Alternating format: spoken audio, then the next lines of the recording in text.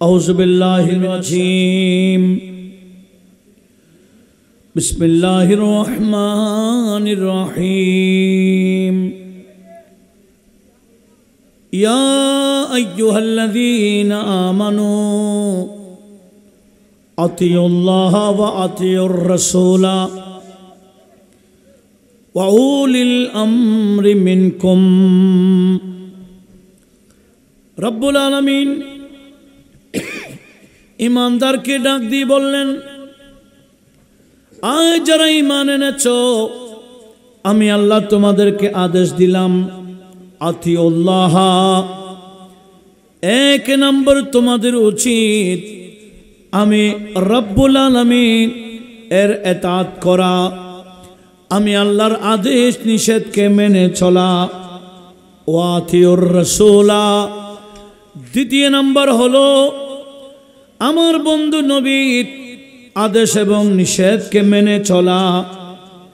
ওয়া উলিল আমরে মিনকুম, এবং তোমাদের মধ্যে যারা উলুল আমর আছে, আয় উলুল ইলমি ওয়াল ফিকহ, যাদের কাছে শরীয়তের ব্যাপক জ্ঞান আছে, এদের বিষয়ে তোমাদের উচিত তাদের হালাল হারামকে মেনে চলা। জোরে বলুন সুবহানাল্লাহ। যদি কোরআন এবং সুন্নাহ যথেষ্ট হইতো আমাদের জন্য, কারণ কোরআনে সব আছে, কিন্তু কোরআন থেকে সব কিছু বের করে নেওয়া আমাদের পক্ষে সম্ভব না। এই জায়গা জমিনের সিট আছে কিনা, বোয়ালখালীর একটা সিট দিলে সেখান থেকে আমরা যে জায়গায় বসে আছি এই দাগটা আছে কিনা, আপনাকে দিলে আমাকে দিলে বোয়ালখালীর গোটা বোয়ালখালীর সিট থেকে আমরা যে জায়গায় বসে আছি এটা বের করা কি সম্ভব? আছে, কিন্তু আছে, কিন্তু সবার পক্ষে বের করা সম্ভব না। ওই বিষয়ে যারা ব্যাপক জ্ঞান অর্জন করেছেন, ওই বিষয়ে যারা চর্চা করেছেন, এদেরকে দিলে কিন্তু বের করে দিবে। কথা বলুন ঠিক না? আপনাকে আমাকে বিশাল এক সিট একটা দিল, আমরা যে জায়গায় বসে আছি এটা বোয়ালখালীর ভিতরে আছে, সিটের ভিতরে আছে, কিন্তু বের করা আমাদের পক্ষে সম্ভব। ঠিক কোরআন শরীফের মধ্যে সব আছে, কিন্তু সব কিছু কোরআন থেকে বের করা আমাদের পক্ষে সম্ভব না। হাদিসে রাসূলও ব্যাখ্যা আছে, আমাদের পক্ষে বের করা সম্ভব না। কোরআন সুন্নাহর ব্যাপক দখল যাদের আছে, এরাই বিষয়গুলা বের করতে পারে। কথা বলুন ঠিক না? সেজন্য প্রত্যেকটা বিষয়ে আলোক আলোক মানুষ আছে। আরবিতে একটা কথা আছে, লিকুল্লি ফান্নিন রিজাল, প্রত্যেকটা বিষয়ে আলাদা মানুষ আছে। মানুষ চিকিৎসার জন্য ডাক্তার কাছে যায় না, চিকিৎসার জন্য কি ডাক্তার কাছে যায়? আগে যাচাই করে ডাক্তারের কোন পর্যায়ের, উনি ভালো অভিজ্ঞতা আছে কিনা, উনি আসলে ডাক্তার কিনা, উনি বিশেষজ্ঞ কিনা। দেখেন, আমরা চিকিৎসার জন্য কিন্তু বিশেষজ্ঞ দেখি। কি দেখি? বিশেষজ্ঞ, মানে এই বিষয়ে ওনার বিশেষ জ্ঞান আছে কিনা সেটা যাচাই করে তারপরে ওনার সিরিয়ালে যায়, ওনাকে দেখাতে যায়, ওনার থেকে পরামর্শ নিতে যায়।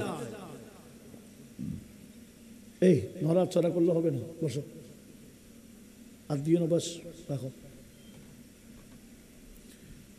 লক্ষ্য করি, শরীরের চিকিৎসার জন্য একজন ডাক্তারের কাছে গেলে যদি বিশেষজ্ঞ কিনা সেটা যাচাই করে আমরা যাই, তাহলে শরীয়তের বিষয়ে যাত্রার কাছে কেন যাব? যাত্রার কথা মানব কেন বিশেষজ্ঞ ছাড়া? ওই বিশেষজ্ঞ শরীয়তের ব্যাপারে ইনাদেরকে বলা হয় মাযহাবের ইমাম। একটু বড় আওয়াজে বলুন না সুবহানাল্লাহ। কেন? কারণ কোরআনে আমার আল্লাহ বলেন কোরআনে পাক বিভিন্ন সূরায় আমার আল্লাহ কোরআনে পাকে সব কিছুর বয়ান আছে বলে ঘোষণা দিয়েছেন। যেমন নাকি সূরায়ে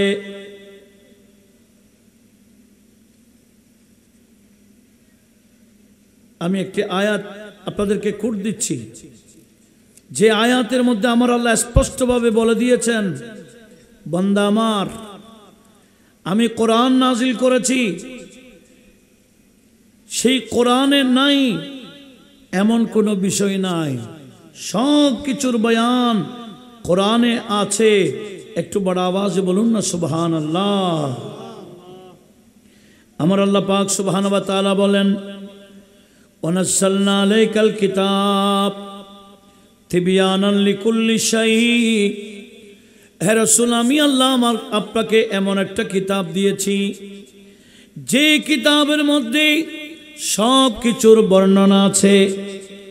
জমিনের বলেন, আসমানের বলেন, দুনিয়ার বলেন, কবরের বলেন, আখিরাতের বলেন, এমন কোনো বিষয় নাই যেটা কোরআনে পাকে বয়ান নাই। জোরে বলুন সুবহানাল্লাহ।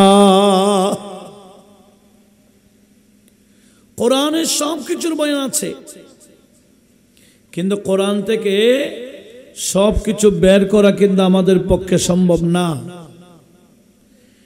যেখানে নবীজির এক বিখ্যাত সাহাবী, যার কাছে ব্যাপক জ্ঞান ছিল, যিনি সাহাবীদের মধ্যে বড় মুফতি ছিলেন, ওনার নাম হযরতে মুআজ ইবনে জাবাল রাদিয়াল্লাহু তাআলা। নবীজি ওনাকে ইয়েমেনে পাঠাচ্ছেন কাজী হিসেবে, ওনাকে ইয়েমেনে পাঠাচ্ছেন বিচারক হিসেবে। তখন নবীজি ওনাকে ডেকে বলছেন, ইয়া মুআজ কাইফা তাকদি, তুমি কিভাবে ফয়সালা দিবা? তোমার কাছে সমাধানের জন্য আসলে এই বিষয়টা এমন ভাবে শুনবো যাতে আমরা অপরকেও বুঝাইতে পারি। বলি ইনশাআল্লাহ। হযরতে মুআজ ইবনে জাবালকে আমার নবী কি বললেন, এই মুআজ, তোমাকে আমি বিচারক হিসেবে প্রেরণ করতে যাচ্ছি। তোমার কাছে কোনো বিচারের জন্য আসলে তুমি সমাধান কিভাবে দিবা আমাকে একটু শোনাও। তখন হযরতে মুআজ বললেন, আকদি বিকিতাবিল্লাহি তাআল, ইয়া রাসূলুল্লাহ, আমার কাছে বিচারের জন্য আসলে আমি কোরআনে পাক সামনে রেখে ফয়সালা দিয়ে দেব। তাহলে এক নম্বর ফয়সালার মূল কেন্দ্র কোথায়? কোরআন। হুজুর, আমি কোরআনকে সামনে রেখে ফয়সালা দিয়ে দিব। আচ্ছা, আমার আল্লাহ কি বললেন? কোরআনে সব আছে। কোরআনে তিবিয়ানান লিকুল্লি শাই, সব কিছুর বর্ণনা কোরআন শরীফে আছে। কিন্তু আমাদের নবী হযরতে মুআজকে বললেন কি, ইন লাম তাজিদ ফি কিতাবিল্লাহি, এ মুআজ ইবনে জাবাল, তুমি যদি সমাধানটা কোরআনে পাকে না পাও, আল্লাহ বলছেন কোরআনে সব আছে, আর আমার নবীজি বলছেন তুমি কোরআনে না পাইলে, তো উনি না পাওয়া মানে কোরআনে নাই এরকম নাকি? অর্থাৎ ওনার জ্ঞান অনুযায়ী যদি না পাই, কথাটা ভালো করে বুঝতে হবে। ইন লাম তাজিদ ফি কিতাবিল্লাহি, এ মুআজ, তুমি যদি তোমার জ্ঞান অনুযায়ী কোরআন থেকে বিষয়টা বের করতে না পারো, তখন কি করবা? হযরতে মুআজ বললেন, ইয়া রাসূলুল্লাহ, কোরআন থেকে ফয়সালা বের করতে না পারলে ওয়া বিসুন্নতি রাসূলিল্লাহি সাল্লাল্লাহু আলাইহি ওয়াসাল্লাম, আপনি নবীর সুন্নাহ থেকে সমাধান দিয়ে দেব।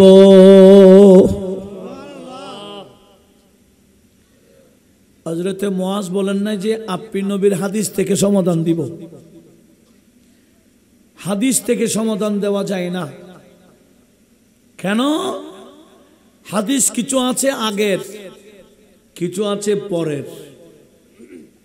দুনো হাদিস সহিহ। আগের হাদিসের উপর আমল করা যায় না, পরের হাদিসের উপর আমল করতে হয়। একটা হাদিস এই আগেরটা, পরের হাদিস আগের হাদিসের হুকুম রহিত করে দেয়। সেজন্য আমাদেরকে বুঝতে হবে হাদিস তো লক্ষ লক্ষ, হাদিস কি লক্ষ লক্ষ, কিন্তু সুন্নাহ হলো মাত্র 3000। সুন্নাহ কয় হাজার? 3000 উপর আমল করা যায়, কিন্তু আমেলে হাদিস হওয়া যায় না, হাদিসের উপর আমল করা যায় না। কেন? হাদিসের মধ্যে অনেক সময় বিপরীত দেখা যায়, বিপরীত। সেজন্য এই বিষয়ে অবশ্যই আমাদেরকে জ্ঞান রাখতে হবে। লক্ষ্য করুন কি বলতে চেয়েছিলাম। হযরতে মুআজ ইবনে জাবলকে নবীজি বললেন, এই মুআজ, তুমি যদি তোমার জ্ঞান অনুসারে কোরআন থেকে ফয়সালা করতে না পারো তখন কি করবা? উনি বললেন, ইয়া রাসূলুল্লাহ, আপনি নবীর সুন্নাহ থেকে আমি সমাধান দিয়ে দেব। উচ্চ আওয়াজে বলুন সুবহানাল্লাহ। সেজন্য নবীজি আমাদেরকে বলেছেন, আলাইকুম বিসুন্নতি, তোমাদের উচিত আমার সুন্নাহকে আঁকড়িয়ে ধরা। নবীজি বলেন নাই যে আলাইকুম বিহাদিসি, তোমরা আমার হাদিসকে আঁকড়িয়ে ধরো, বলেন নাই। বিদায় হজের ভাষণেও নবীজি বলছেন, আমি তোমাদের মাঝে দুইটা জিনিস রেখে যাচ্ছি, একটার নাম কিতাবুল্লাহ, আর একটার নাম আমি নবীর সুন্নাহ। সেজন্য আমরা হলাম আহলে সুন্নাহ। কতগুলো আছে আহলে হাদিস, এরা মাযহাব মানে না। খুব ভালো করে বুঝুন, বিশেষ করে শিক্ষিত সমাজ যারা আছেন, আমি খুব ধীরে ধীরে বোঝাচ্ছি। হাদিসের মধ্যে হাত বাঁধা আছে বুকের মধ্যে, আবার হাত বাঁধা আছে নাভির নিচে। বুকের মধ্যে হাত বাঁধা এটাও হাদিসে আছে, নাভির নিচে হাত বাঁধাও এটা কি আছে। তবে বুকের উপর হাত বাঁধার নাম হাদিস, নাভির নিচে হাত বাঁধার নাম সুন্নাহ। খুব ভালো করে শুনি, নাভির নিচে হাত বাঁধার নাম কি? হযরতে মাওলা আলী শের খুদা বললেন, ওয়া মিনাস সুন্নাহ ফিস সালাতি, নামাজের মধ্যে সুন্নাহ পদ্ধতি হলো ওয়াদাল আকাফ আলাল আকাফ তাহাতা সুররা তাহাতা সুররা। হযরতে মাওলা আলী বললেন, নামাজের মধ্যে সুন্নাহ পদ্ধতি হলো এই হাতের তালু আরেক হাতের পিঠের উপর রাখবো, তাহাতা সুররা, নাভির নিচে। এই নাভির নিচে হাত বাঁধা, এটার নাম সুন্নাহ। জোরে বলুন। আমরা কি আহলে হাদিস না আহলে সুন্নাহ? যারা আহলে হাদিস এরা কোথায় বাঁধে? এরকম বাঁধে, ঠিক না? কেন? এরা হাদিসের উপর আমল করতে যায়। নবীজি বলেন নাই যে তোমরা আমার হাদিসের উপর আমল করো, নবীজি বললেন আমার সুন্নাহর উপর আমল করো। সেজন্য সুন্নাহ পদ্ধতি কি বললাম? হ্যাঁ, নাভির নিচে হাত বাঁধা। তাহলে এখানে কি ফসাদাচার, কোনো মারামারি ঝগড়া করার কোনো দরকার আছে? একটা হাদিস আর একটা সুন্নাহ। নবীজি বলেন তোমাদের উচিত আমার সুন্নাহর উপর আমল করা। সেজন্য আমরা সুন্নাহর উপর, ইমামে আজম আমাদেরকে বললেন সুন্নাহর উপর আমল করার জন্য নাভির নিচে হাত বাঁধতে হয়। একটু জোরে বলুন না সুবহানাল্লাহ। তাহলে বোঝা কি কঠিন হচ্ছে? দেখেন, নবীজি বলেছেন আমি তোমাদের মাঝে সুন্নাহ রেখে যাচ্ছি। নবীজি হাদিস রেখে যান নাই, বলে আমি তোমাদের মাঝে হাদিস রেখে যাচ্ছি। এরকম বললে হাদিসের সব হাদিসের উপর আমল করা যায় না। যেমন হাদিসে আছে আমার নবীজি উটের পেশাব খাওয়াইছিলেন, এটা বুখারী শরীফে বহুবার আসছে, সহিহ হাদিস। ওরাইনা গোত্রের কিছু মানুষ আসছিল, মদিনা শরীফে এসে আসার পর ওদের পেট ফুলে গেছিল। তো আমাদের নবীর কাছে যখন আসছেন, নবীজি সাহাবীদেরকে বললেন, এ আমার সাহাবারা, আমার কাছে যে সৎকার উট আসছে, ওই সৎকার উটের দুধ এবং পেশাবেদেরকে খাওয়াই দাও। আশরিবু আলবানাহা ওয়া আবওয়ালাহা, ওই উটের পেশাব এবং দুধ খাওয়াই দাও। সৎকায় উটের সৎকার পেশাব এবং দুধ যখন খাওয়াই দিল, এদের পেট ফোলা অফ হয়ে গেল, সুস্থ হয়ে গেল। তাহলে নবীজি উটের পেশাব খাওয়াইছেন, এটার নাম হাদিস। এটার নাম কি? এই হাদিসের উপর আমরা আমল করি। হ্যাঁ, যারা বলে আমি আলে হাদিস, তাহলে তো উটের পেশাব খাইতে হবে। উটের পেশাব না, শুধু যার গোশত খাওয়া হয়, যেই পশুর গোশত খাওয়া যায়, সেই পশুর পেশাবও খাইতে হবে, বলে এটা পবিত্র। এটা হাদিস দ্বারা প্রমাণিত। আমরা বলি না এটা আগের হাদিস, এটা সহিহ হাদিস, তাও ঠিক। এই হাদিসটা হচ্ছে আগের, কিন্তু পরবর্তী একটা সুন্নাহ নবীজি বয়ান দিয়েছেন, এই সুন্নাহর মাধ্যমে হাদিসটার হুকুম রহিত হয়ে গেছে। আমি কি বুঝাইতে পারছি? তাহলে নবীজি উটের পেশাব খাওয়াইছিলেন, এটার নাম কি? আর একটু জোরে বলেন। এটার উপর আমরা আমল করি না কেন? বলে পরবর্তী একটা হাদিস আছে, এটার নাম সুন্নাহ। এটা কোনটা? নবীজি বললেন, ইস্তানজিহু আনিল বল ফাইন্না আম্মাতাযাবিল কবর মিনহু। এ আমার উম্মত, প্রস্রাব খাওয়া দূরের কথা, প্রস্রাব যাতে তোমাদের শরীরও না লাগে, প্রস্রাব থেকে তোমরা বেঁচে থাকিও। কিসের প্রস্রাব? বলে গরু ছাগলের প্রস্রাব। কিসের? হাইওয়ানের, জীবজন্তু, মানুষের, বুড়া, বাচ্চা, এখানে কোনো নির্দিষ্টটা নাই। এটাকে বলা আম বলা হয়।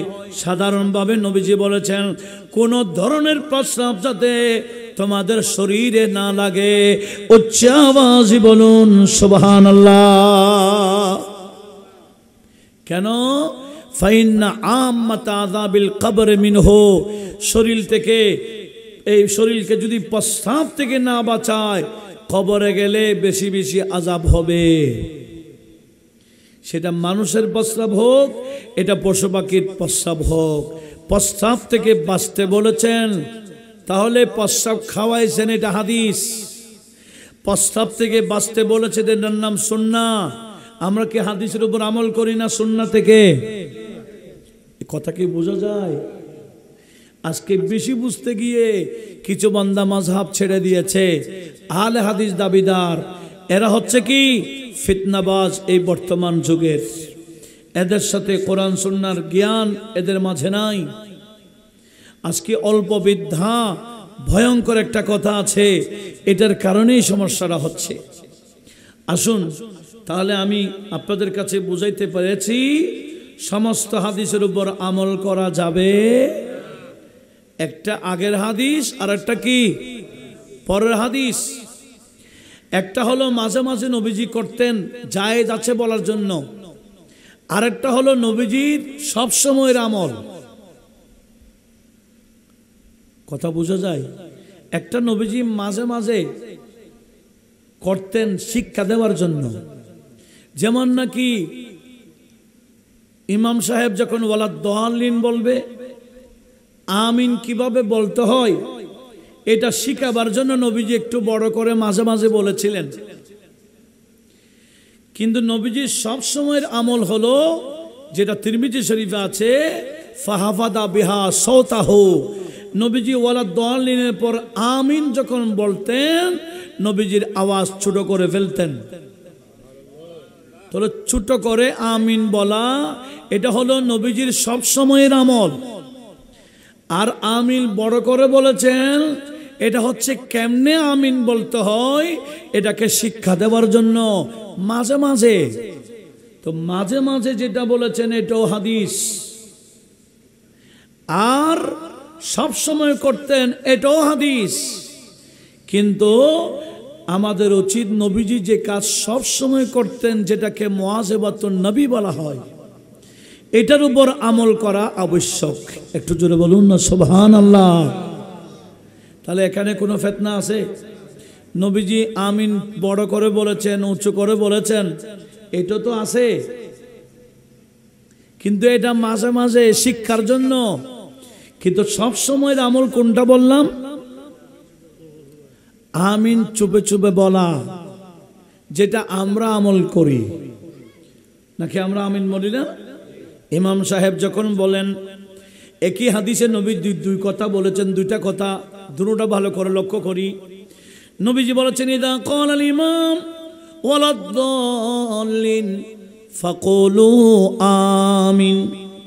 ইমাম সাহেব ওয়ালাদ-দাল্লিন বললে তোমরা আমিন বলো। একই হাদিসে নবীজি বলেছেন, ইদা ক্বালাল ইমামু সামিআল্লাহু লিমান হামিদা ফাকুলু রব্বানা লাকাল হামদ। দুইটা বিষয়। ইমাম সাহেব যখন ওয়ালাদ-দাল্লিন বলবে, তোমরা আমিন বলো। ইমাম সাহেব যখন সামিআল্লাহু লিমান হামিদা বলবে, তোমরা রব্বানা লাকাল হামদ বলো। তো একই হাদিসের দুটার বিষয়। এখন আমরা কি কিছু বান্দারা নবীজি আমিন বলতে বলেছেন বিদায় চিল্লাই আমিন বলে, তবে ওদিকে রব্বানা লাকাল হামদ বলে চিল্লান না কেন? ওটাও চিল্লাম। আর একই হাদিসের দুটো কথা। দাল্লিন বললে কি বলো? আমিন বলো। আমরাও আমিন বলি। সামিআল্লাহু লিমান বললে আমরা কি বলি? রব্বানা লাকাল হামদ বলি। দুটোটা বলি, কিন্তু কেউ শুনে না। কথা বলুন ঠিক না? তো আমিন কেমনে বলতে হবে নবীজি স্পষ্ট বলে দিয়েছেন, যে হাদিস কানে ইমামে বুখারী নোট করেছে। নবীজি বললেন, ইদা ক্বালাল ইমাম ওয়ালাদ-দাল্লিন আমিন ফাকুলু আমিন। ইমাম সাহেব ওয়ালাদ-দাল্লিন বললে তোমরা আমিন বলিও। ফাইন্না মান ওয়াফাকা তামিনহু তামিনাল মালায়েকা। তোমরা যখন আমিন বলবে, তোমাদের আমিন বলাটা ফেরেশতাদের আমিনের বলার সাথে যখন মিলে যাবে, আমার আল্লাহ তোমাদের অতীতের গুনাহ মাফ করে দেবেন। হাদিসে স্পষ্ট বলেছেন, তোমাদের আমিনটা ফেরেশতাদের আমিনের সাথে মিলাইতে হবে। ওই সময় ওয়ালাদ-দাল্লিন বললে ফেরেশতারাও আমিন বলে। নবীজি বলে, তোমরাও বলো। তোমাদের বলা ফেরেশতাদের বলার সাথে যখন মিলে যাবে, তখন আল্লাহ তোমাদের গুনাহ মাফ করে দেবেন। আচ্ছা, ফেরেশতাদের আমিনের সাথে আমরা মিলাই কি না? ফেরেশতারা আমিন বলে, আমরা কি শুনি? একটু বলেন। তাহলে আমরা এমন ভাবে আমিন বলতে হবে যাতে কেউ না শুনে, তখন হবে ফেরেশতার সাথে মিল। ফেরেশতারাও আমিন বলে, কিন্তু আমরা শুনি না। বিদে আমাদেরকেও এমন ভাবে আমিন বলতে হবে যাতে কেউ না শুনে, তখন আমার আল্লাহ আমাদের অতীতের গুনাহ মাফ করে দেবেন। জোরে বলুন। যেমনি ভাবে ইমাম সাহেব সামিআল্লাহু লিমান হামিদা বললে আমরা রব্বানা লাকাল হামদ বলি, কিন্তু কেউ শুনে না, ঠিক আমিন বলতে হবে যাতে কেউ না শুনে। কথা বোঝা যায়? তাহলে আজকে এই জ্ঞানগুলা না রাখার কারণে বাংলা কতগুলা বই পড়ে মানুষ অনেক কিছু জেনে ফেলে মনে করে। এই অল্প বিদ্যার কারণে ফিতনা হচ্ছে। আমার ইয়ং জেনারেশন ভাইদেরকে আমি বলবো, ফিতনায় যাবেন না, এটা আখেরি জামানা। এগুলা এক একটা ফিতনা বের হচ্ছে। আল্লাহ আমাদের সকলকে এই আহলে সুন্নাহ ওয়াল জামাত, যেটার অন্যতম একটা বিষয় হলো মাযহাব মানা, এই মাযহাবের উপর আল্লাহ আমাদের সবাইকে ঐক্যবদ্ধ থাকার তৌফিক দিক। বড় আওয়াজে বলুন না আমিন। আমার আল্লাহ কোরআন শরীফে ইরশাদ করেছেন, ইয়াওমা নাদউ কুল্লা উনাসিম বিইমামিহিম। রব্বুল আলামিন বললেন, কিয়ামতের ময়দানে আমি সমস্ত বান্দাদেরকে ডাক দিব তাদের ইমামের নাম অনুযায়ী। কার নামে? আমাদের নামে ডাকবে না। এটা সূরা বনী ইসরাইল ৭১ নং আয়াত। আল্লাহ বলেন কিয়ামতের ময়দানে আমি তোমাদেরকে ইমামের নামে ডাকবো, ইমামের নামে ডাকবো। তাহলে আমাদের ইমাম আছে না? কি মসজিদের ইমাম নাকি? হ্যাঁ, কিসের ইমাম? মাযহাবের ইমাম। মাযহাবের ইমামের উপর যদি আমরা মানি, তখন কিয়ামতের ময়দানে আমাদেরকে ডাকবে। কিভাবে ডাকবে দেখেন, তাফসীরের মধ্যে আসছে, রুহুল বায়ান সহ অনেক তাফসীরের মধ্যে বিষয়টা আসছে।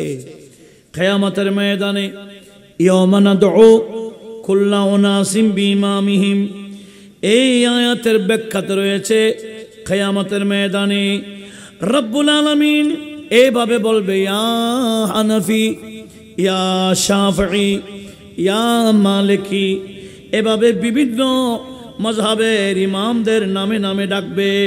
উচ্চ আওয়াজে বলুন সুবহানাল্লাহ। যদি মাযহাবকে অনুসরণ না করি তাহলে আমাদেরকে ডাকবে না। এই মাযহাবের অনুসারীদেরকে ডেকে ডেকে আমার আল্লাহ জান্নাতে যাওয়ার জন্য হুকুম দিবেন। একটু জোরে বলি না সুবহানাল্লাহ। আর মাযহাব না মানলে এরা জান্নাতে যাবার কোনো সুযোগ থাকবে না। কেন? একটা হাদিস বললে আপনারা আরো ক্লিয়ার হয়ে যাবেন। সেটি হচ্ছে আমার আল্লাহ কোরআন শরীফের একটি আয়াত, যেটি হলো ফাসআলু আহলায যিকরি ইন কুনতুম লা তা'লামুন। যে আয়াতটি আমার আল্লাহ সূরা আম্বিয়ার মধ্যে উল্লেখ করেছেন, আবার ওই আয়াতখানা কোরআনে পাকের মধ্যে আরেক জায়গায় রয়েছে। আমার আল্লাহ বলেন ফাসআলু আহলায যিকরি ইন কুনতুম লা তা'লামুন, তোমরা না জানলে যারা জানে, আহলে ইলম যারা, তোমরা তাদেরকে অনুসরণ করো, এদের থেকে জেনে নাও। জোরে বলুন সুবহানাল্লাহ। এই আয়াতের ব্যাখ্যাতে আল্লামা জালালউদ্দিন সুয়ুতি ওনার তাফসীরে দুররে মনসুরের মধ্যে হযরত আনাস বিন মালিক থেকে একটা হাদিস বর্ণনা করেছেন। এই হাদিসটা বর্তমান সমাজে জানা এবং শোনা অতীব প্রয়োজন। সেটি হলো, আমার নবীজি বললেন, হযরত আনাস বললেন, আমি নবীজির থেকে শুনেছি, নবীজিকে বলতে শুনলাম, নবীজি বলেছেন কি, ইন্নার রাজুলা ইউসাল্লি ওয়া ইয়াসুমু ওয়া ইয়াহুজ্জু ওয়া ইয়াকযু কিন্তু আন্নাহু লা মুনাফিক। নবীজি বলেন কিছু মানুষ আছে নামাজও পড়ে, রোজাও রাখে, হজ করে, জিহাদও করে, কিন্তু সে মুনাফিক। নামাজও পড়ে, রোজাও রাখে, হজ করে, জিহাদও যায়, কিন্তু সে কি? মুনাফিক। তো সাহাবারা জানতে চাইলেন, সাহাবা ক্বালু ইয়া রাসূলুল্লাহ ফাবিমা দাখালা আলাইহিন নিফাক, এই বান্দার কলবে নেফাক কেমনে ঢুকলো? সে তো নামাজ পড়ে, মুনাফিকি ঢুকলো কিভাবে? সে তো রোজা রাখে, হজ করে, জিহাদও যায়। তো নবীজি বললেন, এ আমার উম্মত শুনো শুনো, এই বান্দা মুনাফিক হওয়ার কারণ হলো লাতানিহি আলা ইমামিহি, ইমামের বিরুদ্ধে কথা বলার কারণে। উচ্চ আওয়াজে বলুন নাউজুবিল্লাহ। ইমামের বিরুদ্ধে কথা বলার কারণে এরা মুনাফিক। কিসের ইমাম? একটু জোরে বলেন না। এই শরীয়তের ইমাম, মাযহাবের ইমাম। এই ইমামের বিরুদ্ধে কথা বলার কারণে এদের কলবে নেফাক ঢুকে গেছে। আর মুনাফিক হয়ে গেলে কলবে ঈমান থাকে না। মুনাফিক হয়ে গেলে ঈমান নিয়ে মরতে পারে না। মুনাফিক হয়ে গেলে এদের ঠিকানা জাহান্নামের একেবারে নিচের তলায়। ইন্নাল মুনাফিকিনা ফিদ দারক থেকেও মারাত্মক। তাহলে আমার নবীজি কি বললেন? ইমামের সমালোচনা করার কারণে এরা মুনাফিক হয়ে যায়, এরা জান্নাতে যাওয়ার কোনো সুযোগ নেই। আপনাদের মনোযোগ আছে তো? তাহলে আমি কি বলতে চাচ্ছি, আমার সব কথার পিছনে রেফারেন্স চলছে, দলিলের আলোকে আমি কথা বলছি, কোরআন এবং সুন্নাহর আলোকে। এই বিষয়গুলা গুরুত্ব দেওয়ার দরকার আছে না? মুসলমান হলে, ইমানদার হলে কোরআন সুন্নাহর দলিল থাকলে মানবেন না কেন?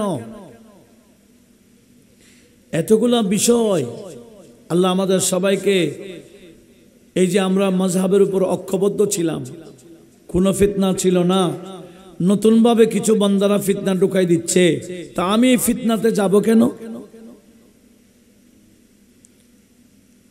100 জন যেখানে নামাজ পড়ছে সেখানে আমিন যারা আসতে বলে এরা বেশি না চিল্লায়ে বলে এরা বেশি?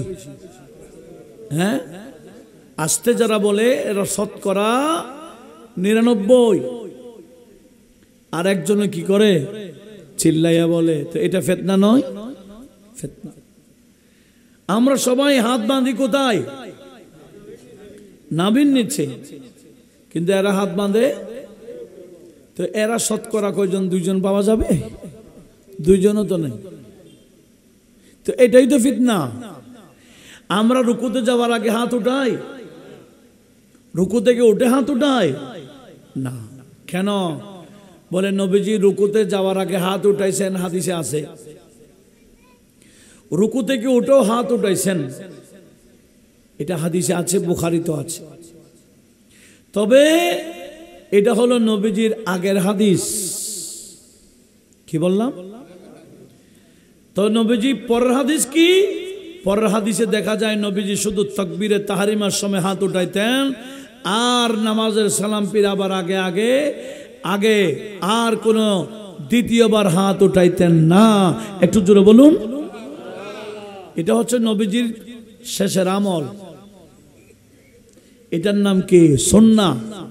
যেমন নাকি আমি একটা হাদিস আপনাদেরকে শোনাচ্ছি, সেটা হলো এখানে ধারণ করা হচ্ছে মুসলিম শরীফের হাদিস। মুসলিম শরীফের মধ্যে এই হাদিস খানা রয়েছে, আবার আবু দাউদ শরীফে রয়েছে, সুনানে কুবরাতে ইমামে বাইহাকি নোট করেছেন, ইমামে তাবরানী আল মুআজ্জাম আল কবীরে নোট করেছেন, ইমামে আহমদ বিন হাম্বল মুসনাদে আহমদে নোট করেছেন, বহু হাদিসের কিতাবে রয়েছে। এটা কি? ওয়ান জাবির বিন সামুরা রাদিয়াল্লাহু তাআলা قال খরাজা আলাইনা রাসূলুল্লাহি, বড় করে বলি, সাল্লাল্লাহু আলাইহি ওয়াসাল্লাম, فقال ما لي أراكم رافيا أيديكم كأنها أذناب خيل شمس اسكنوا في। এই নবীজি জাবের বিন সামুরা বলতেছেন, একদিন নবীজি হুজরা থেকে বের হলেন, মসজিদে ঢুকলেন, দেখতেছেন কিছু মানুষ নামাজ পড়তেছে। এরা রুকুতে যাওয়ার আগে হাত উঠাইছেন, রুকু থেকে উঠো হাত উঠাইছেন। কেন? নবীজি আগে করতেন না, জানতেন না, আগের এটার উপর আমল করা শুরু করছেন।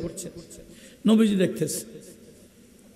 এরা যখন নামাজের সালাম ফিরালেন, তো নবীজি বললেন, মা লিয়া রাকুম, কিরে আমার কি হলো, আমি তোমাদেরকে এভাবে দেখছি কেন? রাফিয়া আইদিয়াকুম, তোমরা হাত উত্তোলন করছো বারবার। কিরকম? কান্না হাদানা বা খাইলে শামস, মনে হচ্ছে উন্নত মানের ঘোড়ার লেজ যেভাবে বারবার নাড়ে, তোমরা নামাজও বারবার হাত নাড়ো। ঘটনা কি? উসকুনু ফিস সালাত, নামাজে স্থির হয়ে যাও, হাত শুধু একবারই উঠাইবা তাকবীরে তাহরিমার সময়।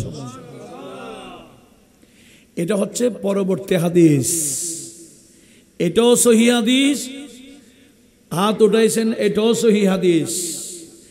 এক হাদিস, এটা পরে, এটার নাম সুন্নাহ, ওটার নাম হাদিস। এই সুন্নাহ দিয়ে হাদিস কি হয়ে গেছে? হাদিসের হুকুম রহিত হয়ে গেছে। একটু জোরে বলুন না সুবহানাল্লাহ। সেজন্য হাদিসের মধ্যে কোনটা নাসেখ, কোনটা মনসুখ, কোনটা আগের, কোনটা পরের, এগুলো না জানলে ফিতনা হবেই। এগুলা জানার জন্য, বোঝার জন্য আমরা 14 বছর 16 বছর ক্লাসে পড়েছি। লক্ষ্য করুন, আজকে মাদ্রাসায় না পড়ে কিছু জেনারেল শিক্ষিতরা এই সমস্ত ফিতনার মধ্যে লেগে পড়ে গেছে। অনলাইন, এদের টিচার হচ্ছে কি অনলাইন। অনলাইন থেকে এরা হাদিস নেই, তাহলে অনলাইন থেকে তুমি চিকিৎসা করো তো দেখি। চিকিৎসা তো অনলাইনে তো চিকিৎসা আছে, অনলাইনে চিকিৎসার বইগুলো আছে, এগুলো বড় এনে চিকিৎসা করো না। কি বাঁচাইবে না মারবে? রুগীকে বাঁচাবে না মারবে? ওখানে রুগী মেরে ফেলবে, এখানে ইমান মেরে ফেলবে। কথা বলুন ঠিকই না? এই অল্প বিদ্যার কারণে কি মেরে ফেলবে? ইমান, কলব। ওখানে শরীর মারবে। শরীর মারার চেয়ে কলম মেরে ফেলা বড় মারাত্মক, বড় মারাত্মক, যেটা বর্তমান চলছে। আল্লাহ আমাদের ভাইদেরকে বোঝার তৌফিক দিক। একটু বড় আওয়াজে বলুন না আমিন। লক্ষ্য করি, তাহলে রুকুতে যাওয়ার আগে হাত উঠাইতেন, এটাও হাদিসে আছে। এটা কি পরের হাদিস না আগের হাদিস? কোন একটা প্রেক্ষাপটে নবীজি করেছিলেন। প্রেক্ষাপট যখন শেষ, নবীজি বলে এখন করিও না, এখন শুধু একবার উঠাবা। যেমন নাকি আরেকটা হাদিস আমি আপনাদেরকে শোনাচ্ছি, যে হাদিস খানা কোথায় কোথায় আছে দেখেন।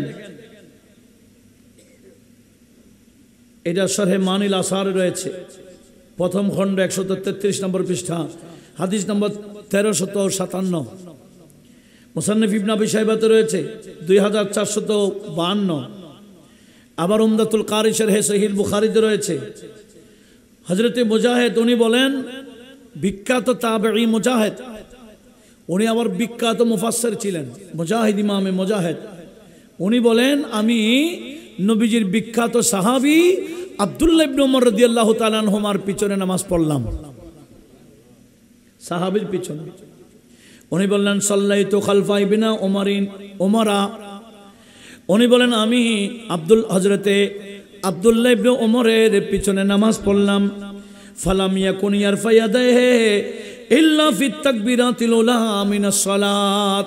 আমি দেখলাম শুধু উনি নামাজ পড়তে গিয়ে তাকবীরাত উলা, যেটা প্রথম তাকবীর, যেটাকে আমরা তাকবীরে তাহরিমা বলি, এই তাকবীর ছাড়া দ্বিতীয় আর কখনো হাত উঠাইতে দেখলাম না। তাহলে সাহাবী রাসূলরা নামাজ পড়তেন কিভাবে? হাত কয়বার উঠাইতেন? আমরাও কয়বার, আর এরা বারবার।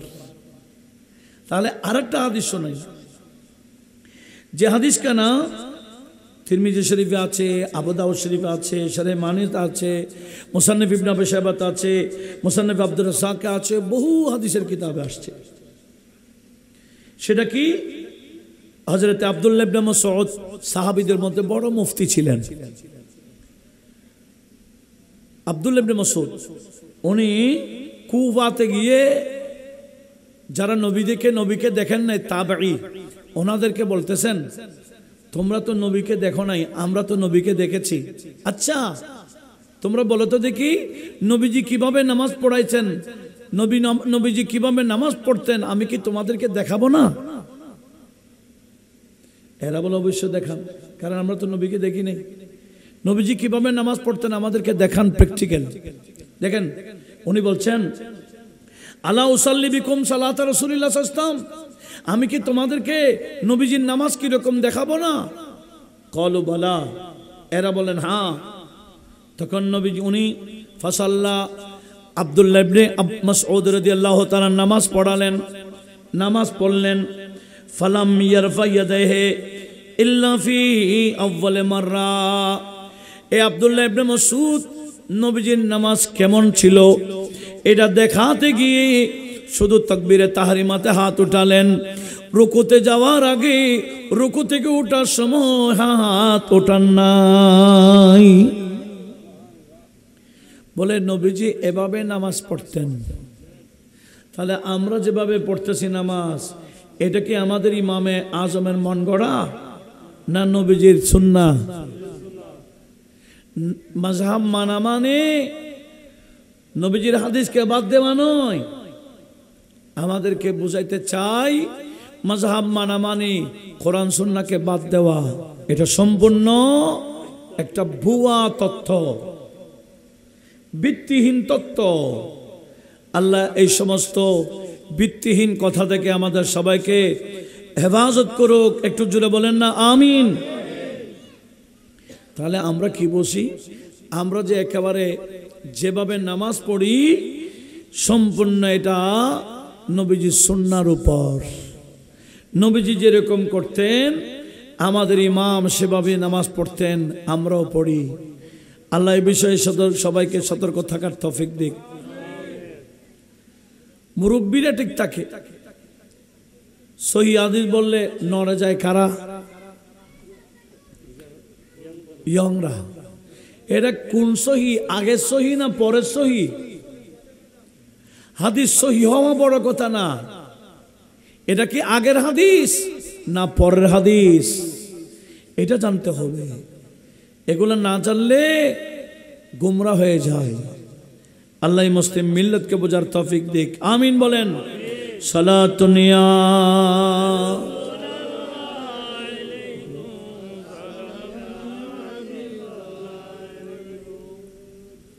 इस उम्मत की खातिर शब रोज रोना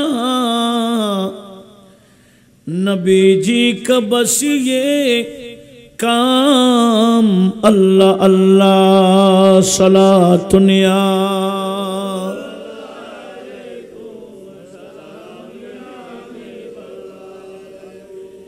এবার আসুন, বর্তমানে যারা আহলে হাদিস করে হাত এখানে বাঁধে ফাঁক করে দাঁড়ায়, টুবিটামি নাই, ঠিক না? অথচ আমার আল্লাহ কোরআন শরীফে বলেছেন খুযু যিনাতাকুম ইনদা কুল্লি মসজিদ। তোমরা মসজিদে ঢুকলে তোমাদের কাপড়ের সৌন্দর্যটাকে গ্রহণ করো। মাথায় টুবি দিবা, মাথা খালি হাত খালি মাথায় রাখবা না। আমার নবীজি কখনো খালি মাথায় নামাজ পড়তেন না। এই খালি মাথায় নামাজ পড়লে নামাজ হয়ে যাবে, কিন্তু এটা খেলাফে সুন্নাহ, এটা মাকরুহ, এটা সুন্নতের বিপরীত। আর এমন ভাবে প্যান্ট পরে এমন ভাবে রুকুতে যায়, পিছনে যারা দেখে বিশ্রী লাগে, সিজদায় গেলে আরো বিশ্রী লাগে। এমন ড্রেস পরে আল্লাহ বলে খবরদার, নামাজে যাইবা আমি আল্লাহর সামনে দাঁড়াইলে এমন ড্রেস পরবা যাতে তোমার শরীরগুলা ঢেকে থাকে, বিশ্রী না লাগে। একটু জোরে বলুন না সুবহানাল্লাহ। কিন্তু আমার কিছু ভাইয়েরা, ইয়ং ভাইয়েরা এমন ড্রেস পরে এদিকে নাভির নিচে নামাইতে নামাইতে অনেক নামাই ফেলে, ওই অবস্থায় রুকুতে গেলে সতর্সহ দেখা যায়। কি যে বিশ্রী লাগে পিছন থেকে, এটা সুন্দর না। আল্লাহর সামনে দাঁড়াইলে যেমন তেমন দাঁড়ানো যাবে না, ফাঁক করে দাঁড়ানো যাবে না, যেটা আদব, ব্যাপক আদব রক্ষা করতে হবে। আদব রক্ষা হয় নাভির নিচে হাত দিলে, আদব রক্ষা হয় দুই পা সোজা হয়ে দাঁড়ানো। ফাঁক করে দাঁড়ায় এটার নাম বেয়াদবি। কোনো অফিসারের সামনে কি ফাঁক করে দাঁড়াবেন? হ্যাঁ, ভালো একজন অফিসারের সামনে গেলে তো ফাঁক করে দাঁড়াবেন না, সেখানে তো এরকম করে দাঁড়াবেন, নাকি এখানে এরকম দাঁড়াবেন?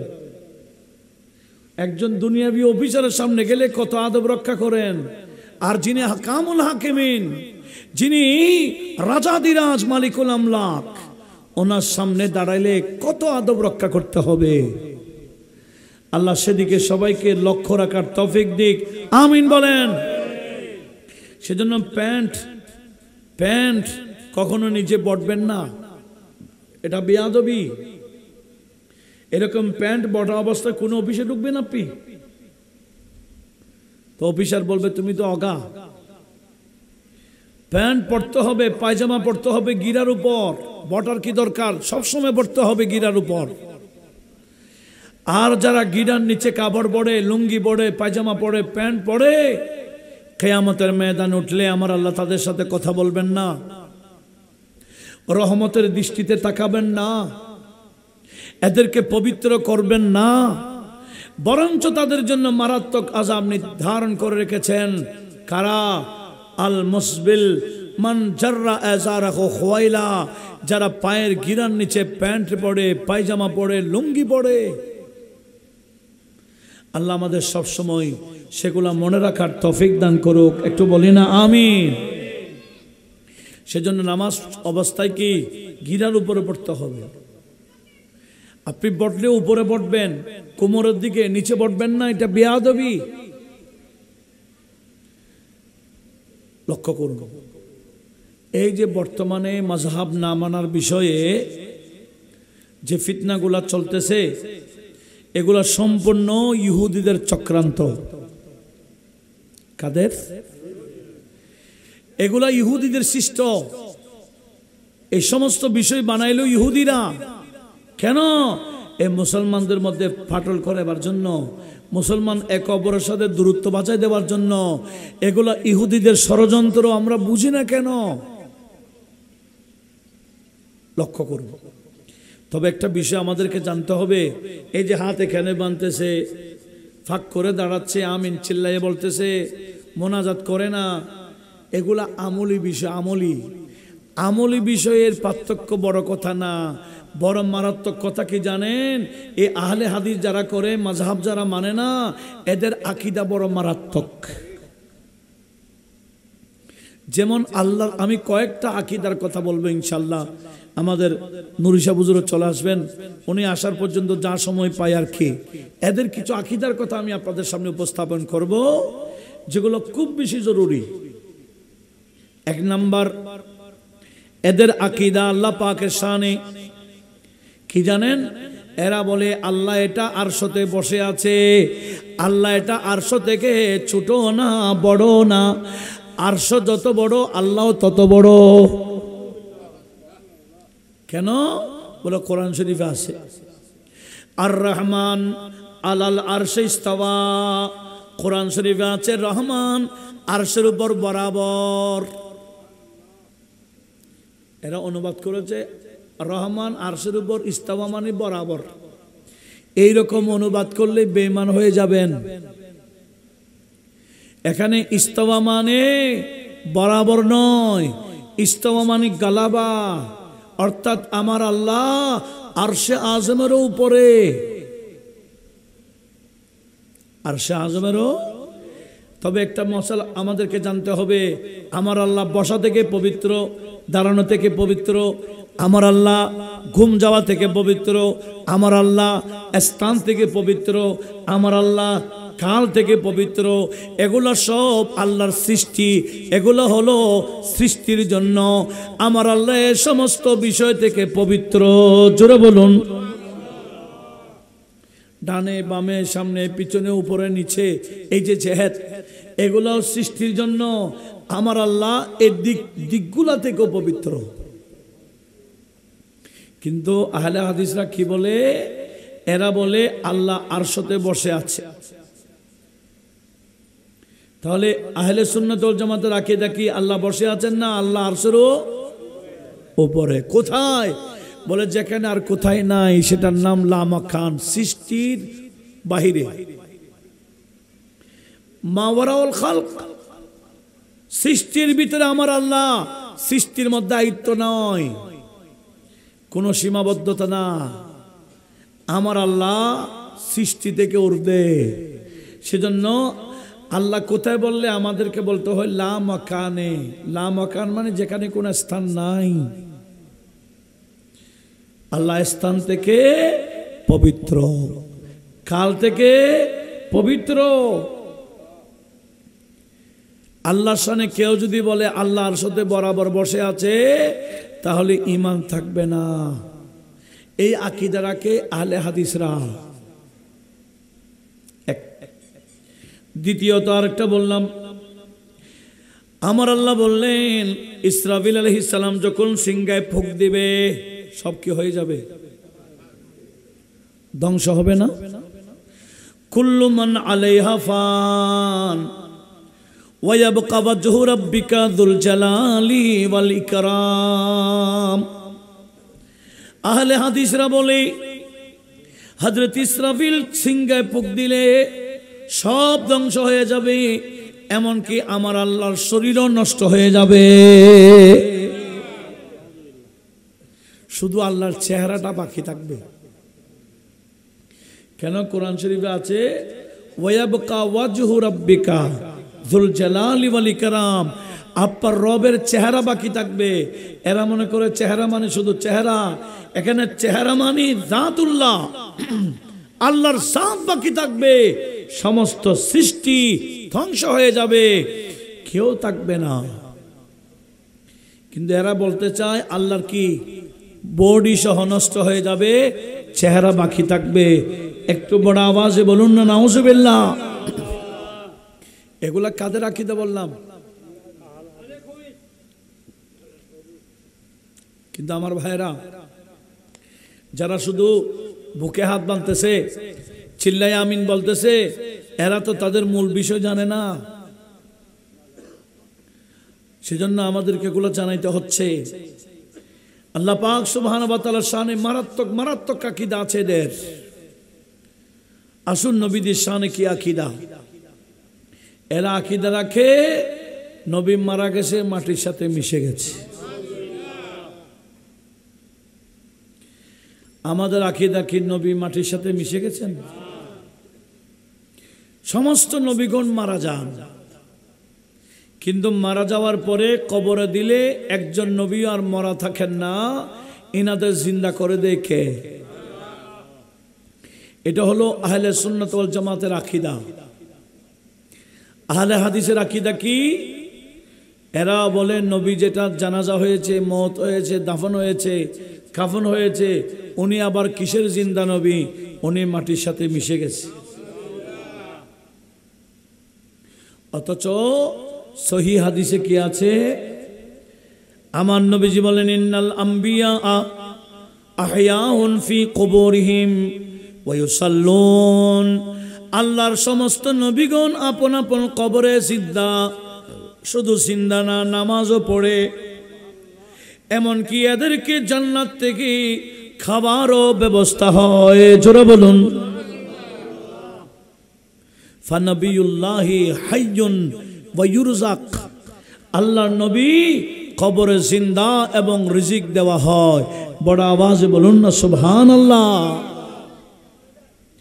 তাহলে ইমামে বাইহাকি বড় একজন হাদিসের ইমাম, ইনি স্বতন্ত্র একটা কিতাব লিখেছেন নবীগণ কবরে জিন্দায় বিষয়ে। কিন্তু কিছুদিন আগে আপনারা দেখছেন এক ইসলামী বক্তা, সে বলছে আল্লাহ বলছেন নবী মারা যায়, আর তোমরা বলছো নবী মরা না। সমস্ত নবীগণ মারা যায় ঠিক, শুধু মারা যাবে না আল্লাহ।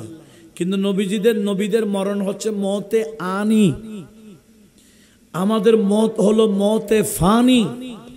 এই বিষয়টা না বোঝার কারণে আমাদের মরণটা হচ্ছে কিয়ামত পর্যন্ত জন্য, আল্লাহর বন্ধুদের মরণ হলো কবরে যাওয়া পর্যন্ত। কথা কি বোঝা যায়? সেই কথাকে আমার আলা হযরত কোরআন সুন্নাহকে কাব্য আকারে বলেছেন নাত শরীফের মাধ্যমে। अंबिया को भी अजल आनी है, अंबिया को भी अजल आनी है, मगर ऐसी के फ़क़त आनी है। उसी आने के बाद उनकी हयात, उसी आने की बात उनकी हयात मिसले साबिक वही जिस्मानी है, मिसले साबिक वही जिस्मानी है। सलातुनिया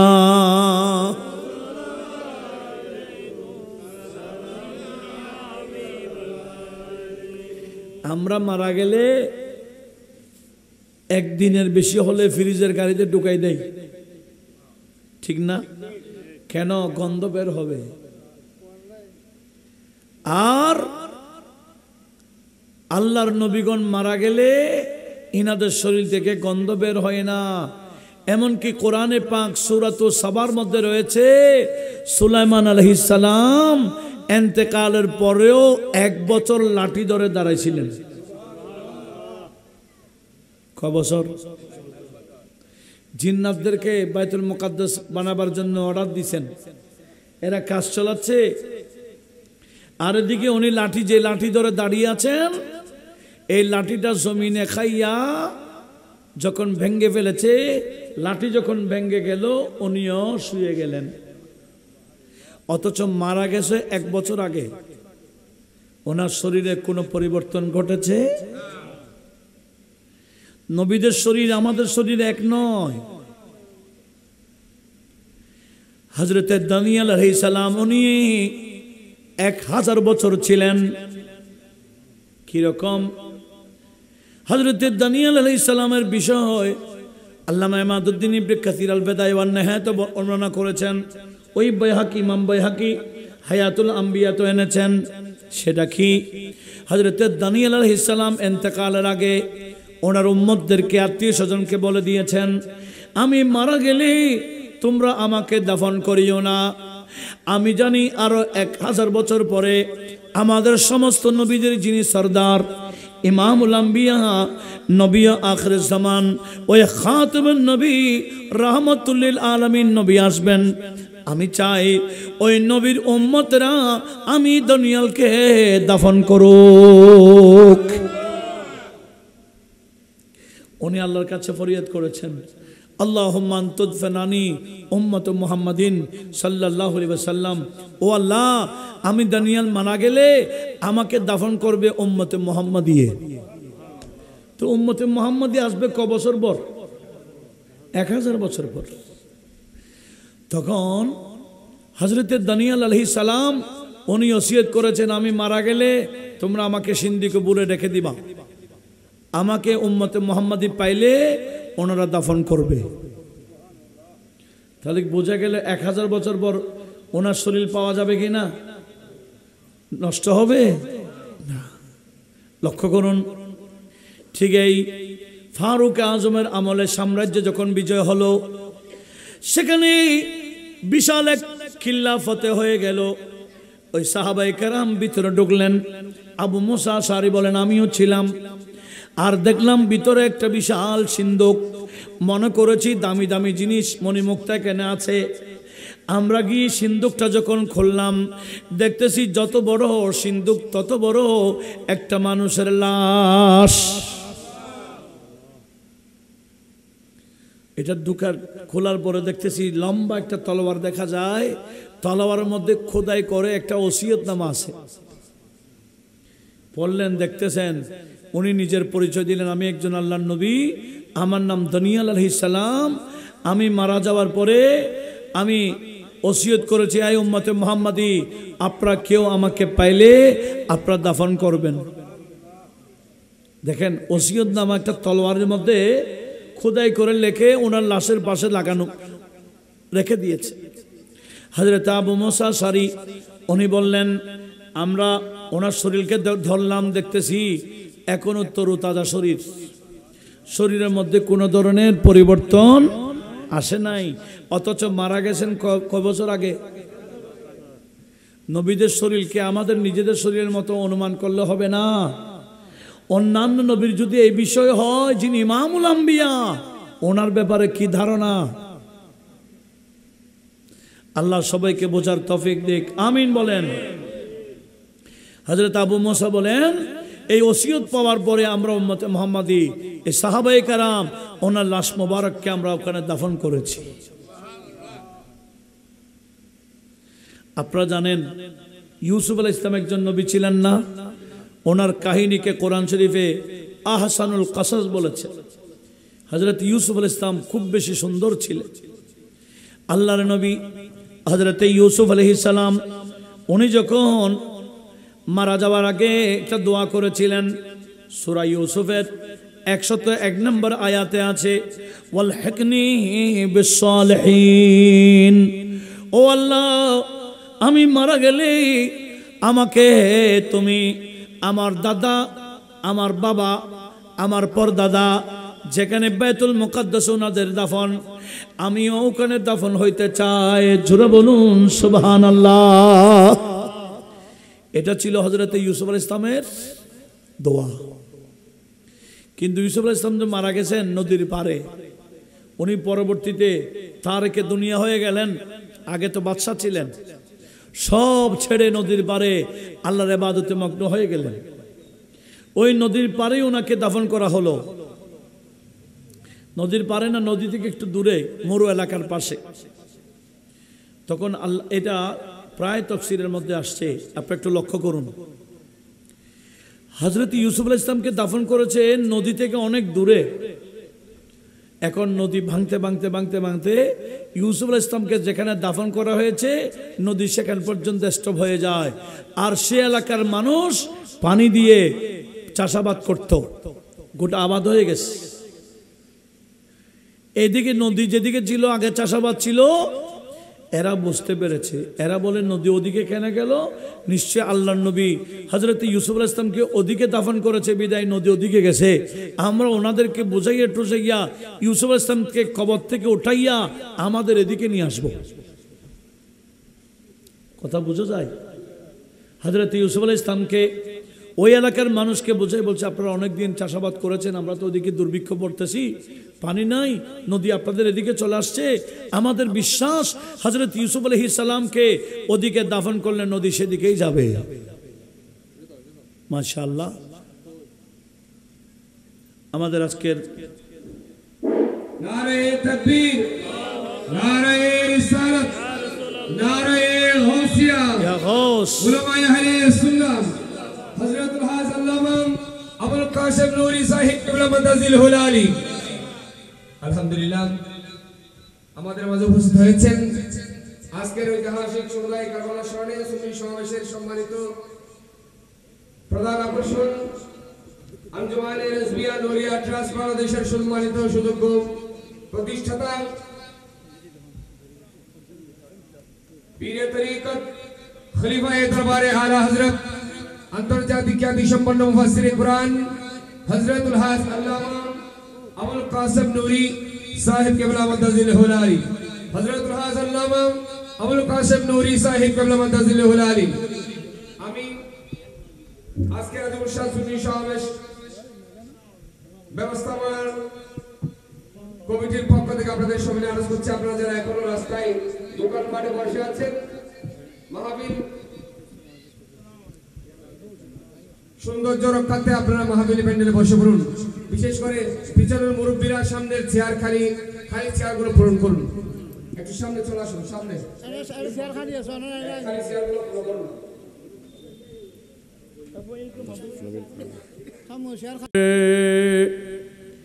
शब रोज रोना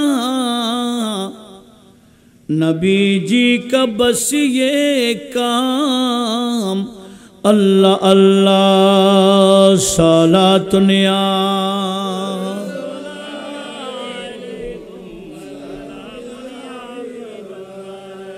नबी हो वली हो सब उन पे कुर्बान, मलक भी करें एहतिराम, अल्लाह अल्लाह सलातुनिया।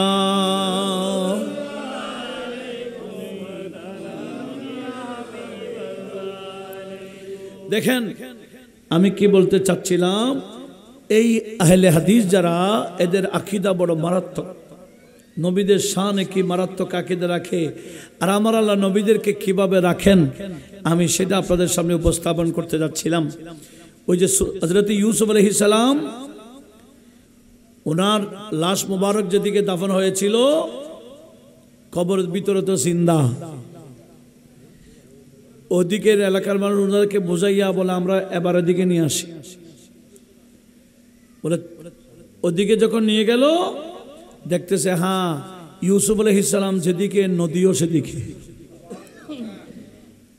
এতদিন নদী ভাঙছিল ইসুফ আলাইহিস সালামের মাজার যেদিকে সেদিকে, এবার নদী ভাঙছে ওনার মাজার যেদিকে এদিকে, ভাঙতে ভাঙতে ওনার মাজার পর্যন্ত গেছে গা। এরা 1 বছর রেখেছে, চুক্তি হয়েছে 1 বছর ওরা রাখবে, 1 বছর এরা, বেশ কয়েক বছর এভাবে গেল। এরা আবার চিন্তা করতেছে আল্লাহর নবীর, আমরা বারবার ওনাকে কষ্ট দিচ্ছি, একবার এদিকে দাফন আরেকবার এদিকে দাফন, আমাদের সাথে এটা না করে একটা কাজ করি। বলে কি? বলে আমাদের তোমাদের মধ্যখানে যখন নদী আসবে, ঠিক আমরা একটা মরমর গাছের সিন্দুক বানাবো, পানিতে ক্ষতি না হয় এরকম সিন্দুক বানাইয়া ওনাকে আমরা সিন্দুকের ভিতরে ঢুকিয়ে পানির মধ্যখানে দাফন করে দেব, যাতে নদী আর ডানও না যায় বামও না যায়। জোরে বলুন সুবহানাল্লাহ। মরমর গাছের সিন্দুক বানাইয়া ইউসুফ আলাইহিস সালামকে সেখানে রাখলেন, আর বড় বড় শিকল দিয়ে 2 মাথা 2 দিকে টানা দিলেন। এখন ওনার লাশ মোবারক কোথায়? নদীর মধ্যখানে। এবার নদী ডানও যায় না বামও যায় না, বরাবর আছে। এইভাবে 400 বছর পাড়ি দিল। কয় বছর? এদিকে মুসা কালিমুল্লাহ তুর পাহাড়ে আমার আল্লাহর সাথে যখন কথা বলতেন, একদিন বললেন, এ আমার কালিম, আমার এক বান্দা হযরত ইউসুফ আলাইহিস সালাম যে দোয়া করেছেন ওয়ালহিকনি বিসসালিহিন, এই দোয়ার আমি ওনার আশাটা পূরণ করব। আমি ওনার আশাটা পূরণ করব কিভাবে? আয় আমার কালিম, আপনি যান হযরত ইউসুফ আলাইহিস সালামকে উদ্ধার করে পানির মধ্য থেকে আপনি বাইতুল মুকাদ্দাসে ওনার বাপ দাদার মাজার যেখানে এখানে দাফন করে আসেন। কোথায় মিশর, কোথায় ফিলিস্তিন, এগুলো ওনাকে ওই নদীর মধ্যে, নীল নদীর মধ্যে রাখা হয়েছিল। আর সেখান থেকে ওনাকে নিয়ে যাবে কোথায়? ফিলিস্তিনে, বাইতুল মুকাদ্দাসের পাশে। এখন মুসা আলাইহিস সালাম গেলেন, লাশটা রাখলো কোন জায়গায়? উনি ঘুরতেছেন, বলে কোথাও তো দেখা যাচ্ছে না ওনার লাশটা কোথায়। আচ্ছা তত্ত্ব নাও তো, এখানে কোনো 400 বছর আগের কোনো মানুষ আছে কিনা? এখনো না, আমাদেরকে 40 বছর গেলে খবর আছে, তখন কো মানুষ 1000 বছরও জীবিত থাকতো। এখন তত্ত্ব পেয়ে গেছে এক বুড়ির, ওনার বয়স 900 বছর। কয় বছর? 900 বছরের বুড়ি একজনকে ধরে নিয়ে আসছে হযরতে মুসা কালিমুল্লাহর কাছে। বলছেন, এই বুড়ি, আপনার বয়স কত? বলে 900। হ্যাঁ, তাহলে আপনি তো ইউসুফ আলাইহিস সালামকে দেখেছেন? বলে হ্যাঁ দেখছি তো। বলে ওখানে ওনাকে কোথা নাকি দাফন করছে? বলে হ্যাঁ। বলে আমাদেরকে একটু দেখাই দাও। বলে মফত দেখাবো না, আমার কিছু আশা আছে, এটা পূরণ করলে দেখাই দিব। বলে কি? বলে 1 নম্বর আশা, এখন আমার হায়াত 900 বছর, আরো 900 বছর হায়াত বাড়াই দিতে হবে। তারপর বলে আপনি যে জান্নাতে যাবেন সে জান্নাতে আমাকে স্থান করে দিতে হবে। এই 2টা কন্ডিশন মানলে ওনাকে কোথায় রাখা হয়েছে আমি দেখাই দিব। এখন মুসা কালিমুল্লাহ আল্লাহকে বলো, খোদা তুমি পাঠাইলা তোমার এক বন্ধুকে, আমি ওখানে বাইতুল মুকাদ্দাসে দাফন করতাম, কিন্তু এই বুড়ি তো তত্ত্ব দিচ্ছে না, 2টা কন্ডিশন লাগাই দিল, এটা মঞ্জুর করবা কিনা? আল্লাহ বলে ঠিক আছে মঞ্জুর, বলে দেন। দেখেন ওনার বিষয়ে হাদিসে পাকে আসছে, হাদিসে পাকে এই বুড়ির কথাও আমার নবীজি সাহাবায়ে কেরামের সামনে উপস্থাপন করেছেন। একটু বড় আওয়াজে বলি না সুবহানাল্লাহ। দেখেন তো নবীজি একদিন সাহাবায়ে কেরামের সামনে ওই বুড়ির কথা, এটা সহিহ ইবনে হিব্বানে রয়েছে, মুস্তাদরাকুল হাকিমে রয়েছে, আল্লামা সুয়ুতি তাফসীরে দুররে মনসুরে নোট করেছেন, ইমামে তাবরানী আল মুআজ্জাম আল আওসাতে নোট করেছেন। সেটা কি? আমার নবীজি সেই কথাটা এভাবে বলেছিলেন। হযরত আবু মুসা আশআরী রাদিয়াল্লাহু তাআলা হাদিসটা বর্ণনা করেছেন। قال كان رسول الله صلى الله عليه وسلم يقسم غنائم هوازن في حنين فقال رجل يا رسول الله أنت وعدتني قال صدقت এই একজন বলছেন, ইয়া রাসূলুল্লাহ, আপনি বলেছেন, আমাদেরকে ওয়াদা দিয়েছেন বিজয় হলে এমন এমন এত এত কিছু দিবেন, কত কিছু আপনি ওয়াদা দিয়েছেন। হুজুর, অনেকগুলো তো মালে গনিমত পেয়ে গেছেন, আমাদেরকে আপনার ওয়াদা পূরণ করুন, মালগুলোও দেন। তখন ওই সাহাবীদের যে আশা, মালে গনিমত নবীজি ওয়াদা দিয়েছেন বেশি পাবেন, আমার নবীজি বলতেছেন কি, এই সাহাবী তো দেখতেছি মূসা আলাইহিস সালামের ওই বুড়ির মতো, হযরত ইউসুফ আলাইহিস সালামের ব্যাপারে, আল্লাতী দাল্লাত আলা আযামে ইউসুফ কানাত আন্নাহুম মিনকা হিনা হাকামাহা মূসা ফাকালাত হাকমি ওয়া তাসদানি শাবাতান ওয়া আদখুলু মাকাল জান্নাতা ফাআতাহা। একটু জোরে বলুন না সুবহানাল্লাহ। নবীজি সাহাবাদেরকে বলতেছেন, এই বান্দা দেখতেছো কত আশা করতেছে, কার মতো জানো? ওই যে মূসা আলাইহিস সালামের কাছে বুড়ি আশা করেছিল ইউসুফ আলাইহিস সালামের ওই লাশ মোবারক দেখাই দিবার বিষয়ে, আমার এই সাহাবাও দেখে এরকম আশা করতেছে। একটু জোরে বলুন না সুবহানাল্লাহ। এমনকি ওই মহিলা বলেছিলেন কি, আনতারুদ্দানি শাবাতান, আমি তো এখন বুড়ি 900 বছর, আমাকে আবার যুবতী বানাই দিতে হবে। এক, ওয়াদখুলু মাকা আল জান্নাতা, ওগো মূসা আলাইহিস সালাম, আমি আপনার সাথে জান্নাতে ঢুকতে চাই। অতঃপর ফাতাহা, ওই মহিলা যা চেয়েছেন আল্লাহর পক্ষ থেকে তা দেওয়া হয়েছে। এখন ওই মহিলা তথ্য দিয়েছেন, দুইটা কন্ডিশন যখন মেনে নিল, তত্ত্ব কি দিয়েছে? ওই মহিলা বলেছেন, এই জায়গায় মাটি খনন করেন। মহিলা যে গোল চক্র বৃত্ত অঙ্কন করে দিলেন। মাটি খনন যখন করা হলো, অনেক গভীরে যাওয়ার পরে দেখতেছে শিকল একটা দেখা যায়,